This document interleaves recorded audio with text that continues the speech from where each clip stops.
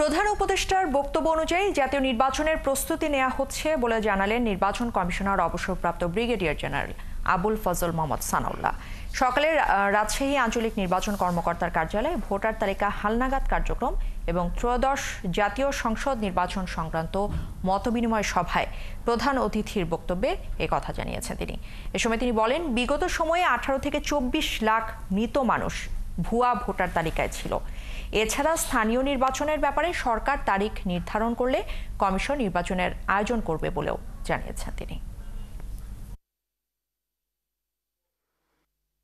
মাননীয় প্রধান উপদেষ্টার গত 16 ডিসেম্বরের বক্তব্য থেকে যে তিনি বলেছেন যে সংস্কার কার্যক্রম যদি সংক্ষিপ্ত আকারে করতে হয়, রাজনৈতিক দলগুলো যদি সেই পর্যায়ে গিয়ে দাঁড়ায় তাহলে পরে আগামী ডিসেম্বর, আর যদি সংস্কার কার্যক্রমকে আরও একটু এক্সটেন্ডেডভাবে করতে দেওয়া হয় তাহলে 26 সালের জুন মাসের মধ্যে নির্বাচন করা সম্ভব।